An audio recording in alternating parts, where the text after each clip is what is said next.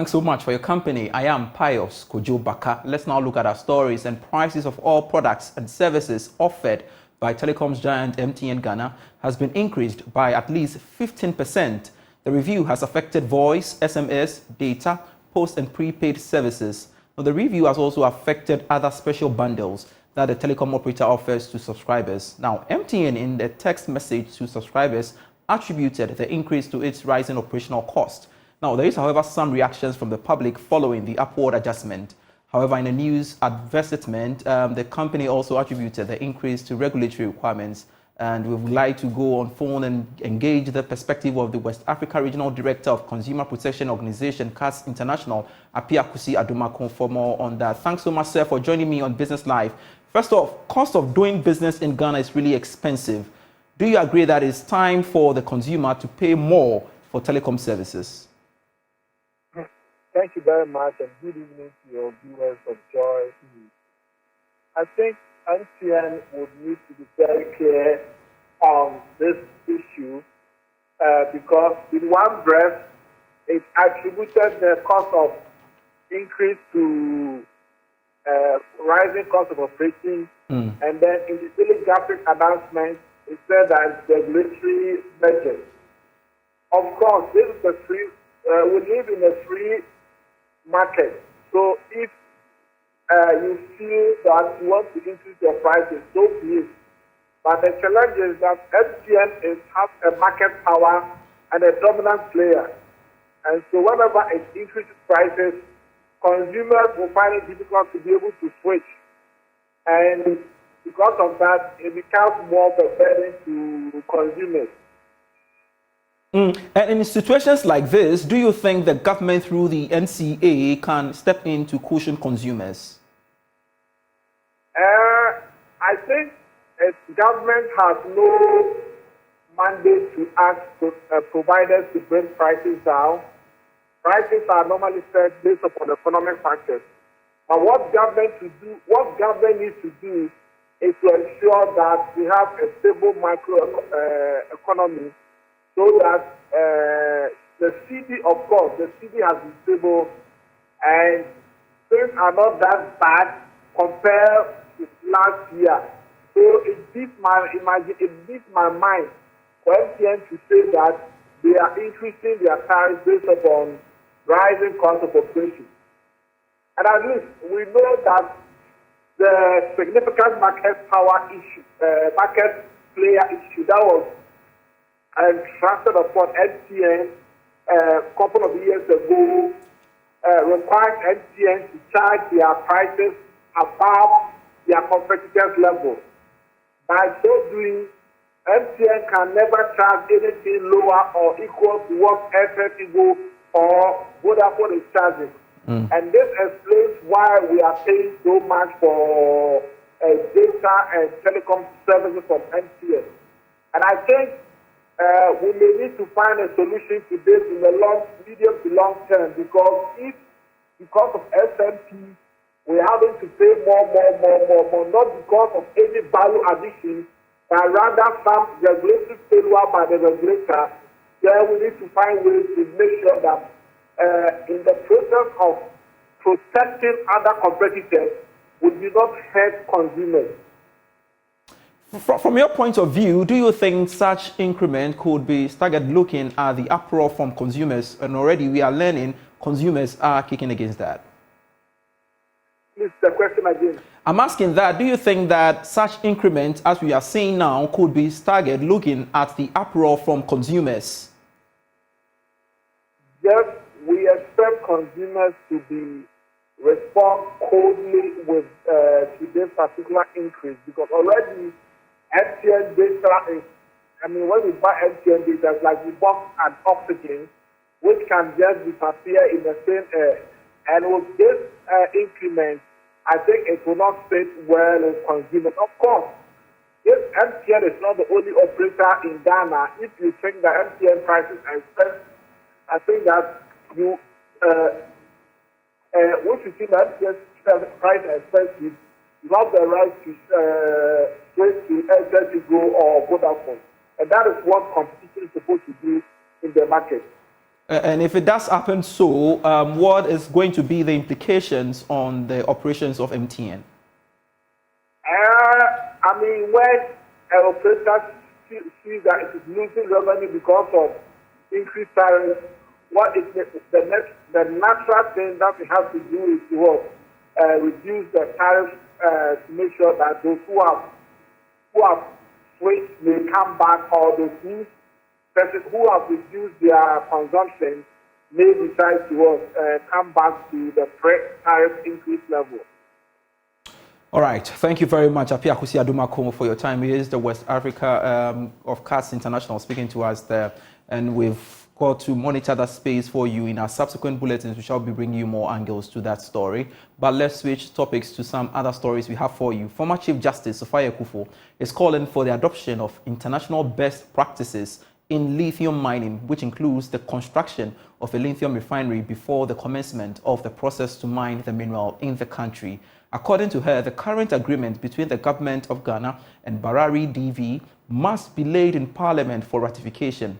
Justice Sophia Akufo is also a distinguished scholar at the Institute of Economic Affairs, further advocated a favorable mining agreement for the country. She has been speaking at a press conference organized by the Institute of Economic Affairs. The government of Ghana signed a mining lease agreement with the Barari DV Ghana Limited after some assessments suggested commercial deposit of lithium in part of Awuya in the central region. The Institute of Economic Affairs, IEA, joins calls for the agreement on the lithium mining to go for parliamentary ratification, since there is a contract that will lead to the exploitation of Ghana's natural resources. Speaking at a press conference in Accra, the former Chief Justice Sophia Akufo spoke against the agreement in its current form and called for an adoption of international best practices to ensure that the country optimizes its gain in the mineral resources. Going forward, for the extraction and exploitation of all Ghana's resources, the Republic of Ghana should set up a Ghana Lithium Company. 2. The Ghana Lithium Company should be commissioned to develop the entire value chain from mining raw lithium to manufacture of batteries and other products in Ghana. A current international best practice, a local refinery must be established even before extraction commences, so that there will be no excuse that we haven't finished building the refinery. Therefore, we are, as usual, exporting raw product for somebody to tell us what's the value of the finished product. To that, the government quest to go ahead with the agreement could spell doom for the country after some few years. The younger generation, or the future generation, you will have nothing left by the time we leave you. This is something that other countries will say, let it remain in the ground until we get the technology to do that. Let's find technology to do this. Giving 150 billion to Barari as for giving you back 19% total. The IEA therefore projects a total annual value of over $24 billion from the mineral resources.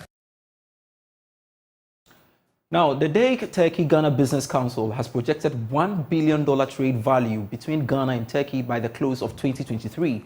In 2020, the bilateral trade between Ghana and Turkey reached a total value of $771 million, making a substantial increase from $479 million in 2016.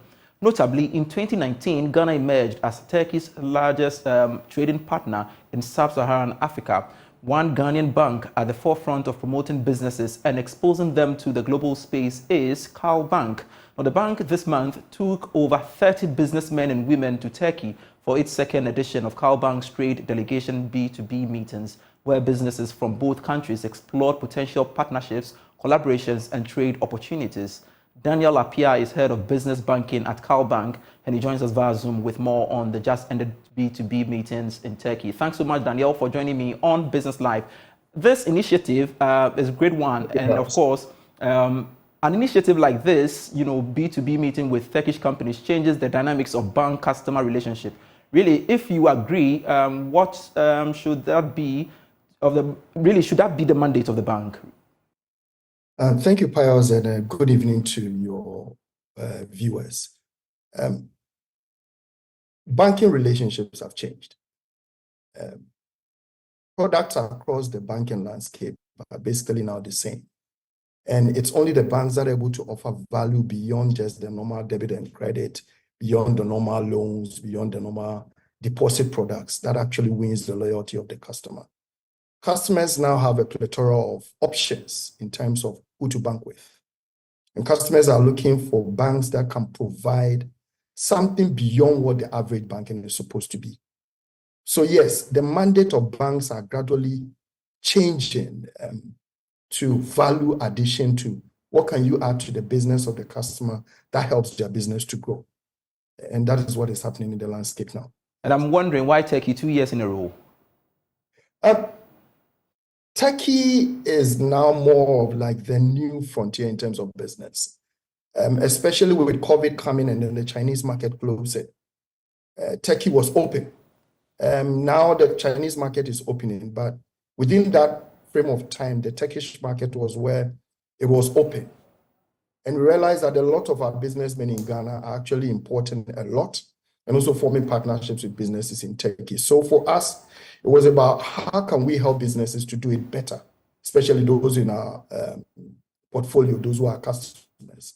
And that was what informed us going to Turkey 2 times in a row. It's something that is actually going to continue because as we keep on going, we develop better relationships, better opportunities for our customers that allows them to be able to do better business and then cheaper as well. All right. So, Daniel, apart from this trip, tell us more about the training to improve the businesses of their customers and more they should expect. So, one of the things you remember I spoke about at the beginning was the fact that customers and businesses are looking for banks that offer something beyond the normal banking practices in terms of debit, credit, loans, and those things. So, for instance, this year we did what we call the Calbank Business Academy, where over a period of 3 months, we put together an academy more of like a shortened version of an MBA, so to speak, for our business customers, where we had various experts coming on board and actually spending time to tutor and teach our customers various new trends in business, various ways of running their business, various ways of managing their finances in terms of what is happening in our economy now, especially with the challenges that we are experiencing now, ways where they could actually remain afloat and remain resilient. And this was something that ran for like a month. The interesting thing is that we actually did it over Microsoft Teams for a 3-month period. And it was exciting to realize that Ghanaian businesses are actually hungry for knowledge that would help them to run their businesses better. For those who could not join on Zoom or Microsoft Teams, we actually did in-person ones for them. We did some in Kumasi, we did some in Tamale, we did some in Takrady. And this is something that is expected to continue every year, continuously, so that in as much as we are giving the normal banking services to our customers, we are actually also helping them to position themselves better in terms of having the requisite knowledge to be able to run their businesses better. So this is something that we've done. We started last year. We did a couple of it last year. Last year, the focus was on finding green ways to run their businesses in terms of the ESGs, in terms of looking at using solar, in terms of finding more, so to speak, cheaper ways of harnessing energy to be able to run their business. And we did that across the country.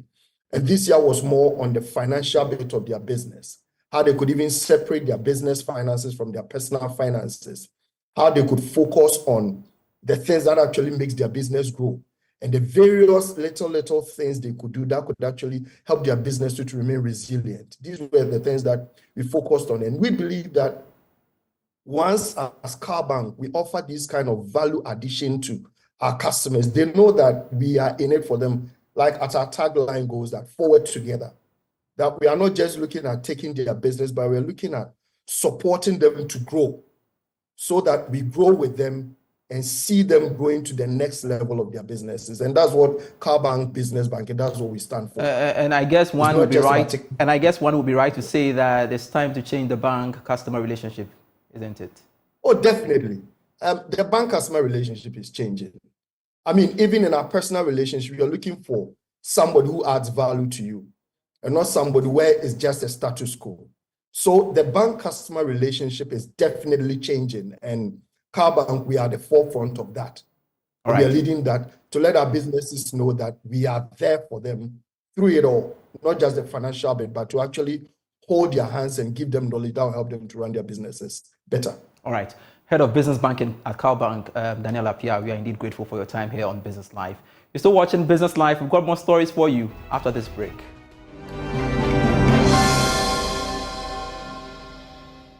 Hello, welcome back to the program. I am Pius Kojo Baka, and we've got to touch on this headline story we are following up for you. Contrary to many beliefs that the insurance companies in Ghana are making huge profits at the expense of policyholders, available data released by the National Insurance Commission in the Insurance Industry Annual Report for the 2022 financial year indicated that total industry profit after tax dropped by 34% from 376 million cedis in 2021 to a low of 248 million in 2022. As many as 11 out of the 20 life insurance companies recorded losses, while 5 non-life insurance companies also recorded losses. Now, premium levels also continue to be low, with insurance penetration lowering to 1.1% of the size of the economy in 2022, down from 1.14% in 2021. Well, to this end, the president of the Insurance Brokers Association of Ghana, Shaibu Ali, wants players to do their best to educate the public about insurance and also correct the wrong perceptions the public hold about insurance industry to reverse these negative trends. Thankfully, he joins me in studio to speak more about that. Thanks so much, sir, for joining me, and good to see you once again. Thank you, Pius. Now, looking at the statistics, it is something that is not right. What is wrong with us? So I think basically the problem is that the consumers of insurance are rational human beings like everybody else, so they want to pay the least of premiums for the cover that they are granted. We have minimum premiums that are sanctioned by law, but everyone goes to buy insurance and would negotiate as much as possible to get the least premium.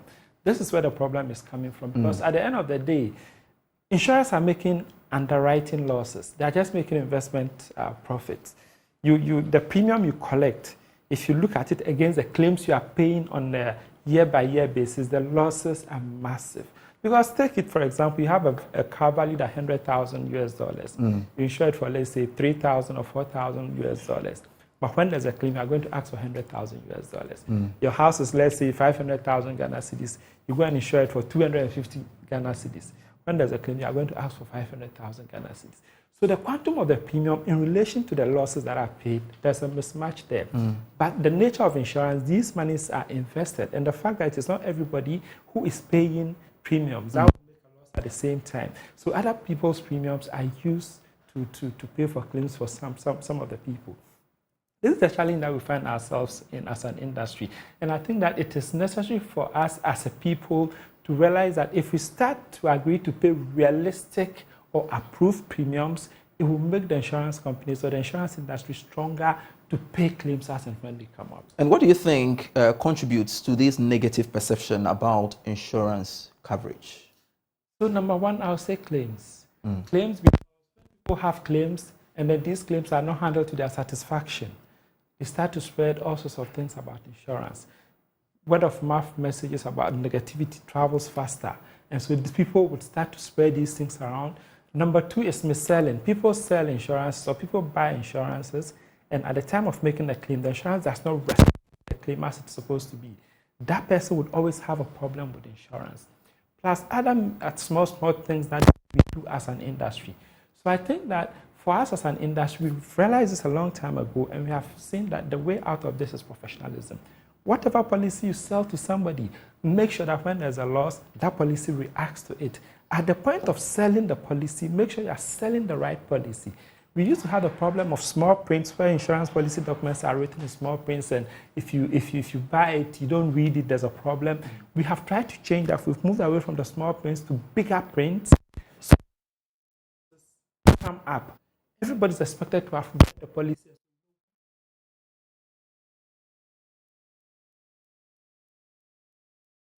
And brings me back to my question I need to ask you. What role do brokers play in all of these? Because they have a major role to play, I believe, to instill confidence in consumers. So I think that the role of the broker, number one, drive the whole relationship and the insurance company.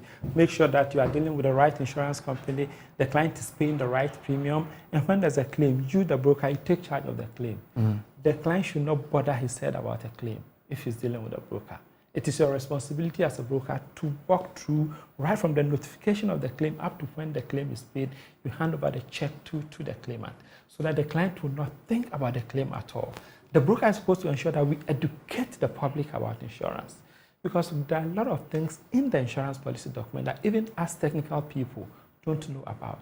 How much less non-technical people. So the broker is supposed to ensure that they understand the policy document so as to be able to educate the purchaser of insurance about what is in that. Number two, the broker has special relationships with insurance companies. We have what we call leverage. If you take a broker who has so much business with insurance company A, insurance company B, if he has a claim for his client with that insurance company, if even the claim is said that the insurer would have said he would not pay it, the insurer will look at the book of business that he gets from that broker. And because of that book of business, he would pay it. We call it leverage. And that also comes handy for the benefit of the client. That's why we always say that it is better for a client who wants to purchase insurance through a broker, because you get to benefit from these economies of scale, which are better than you going to buy insurance for your house or your car alone, stand alone. It's just a drop in the numerous businesses of that insurance. And quite recently, I had a conversation with Ayub bin Ahmed, the MD for Salam, and he did tell me that, look, insurance companies also have a major role to play in all of these. The affordability of the product they are serving plays a vital role, to get a buy-in of consumers, and for which reason we should see enough, penetration or coverage in the sector. Do you so agree? Yeah, I agree so much with Tavia, and it is because of this that the insurance, whereby you can have insurance for want of a better word, micro insurance. So you want for your small table that you are selling things on in front of your shop or your house. Pay less for 2 days. Pay 20 Ghana cedis for 1 week. This is supposed to ensure that the penetration of insurance goes wide to everybody. Yeah. I see. All right. So, how can one engage you, your members? I mean, the association IBAG. How do we engage you? To patronize your services, and does it come at a cost or it doesn't? Really? So I think that to engage the services of any IBAG member, if you don't know any, you can either go to the NIC or you can Google Insurance Brokers Association of Ghana. You get to the website, you see a list of the insurance brokers who are licensed and registered by the NIC, and you can pick any one of them. I think that it is better to always do business through a broker. Because look, if I am going to do something legal, I won't get up and say, I know it, so I'm going to do it. I'll get a lawyer to walk me through it. If I'm going to do something on my taxes, I'll get a tax consultant. Why do people think that they know everything about insurance? And that's why they always get shortchanged so far as insurance is concerned. Either pay more, or when there's a loss, an insurer can conveniently say, oh, this one is not covered, we will not pay. If you pass through a broker, it won't come to you. All right. Thank you very much, Wali, for your time here on the marketplace. And of course, we're talking about insurance. And if you don't have an insurance policy now, do so. That's it for the bulletin. I am Pius Kojo Baka. For more stories, do log on to myjoyonline.com. See you same time tomorrow. Bye.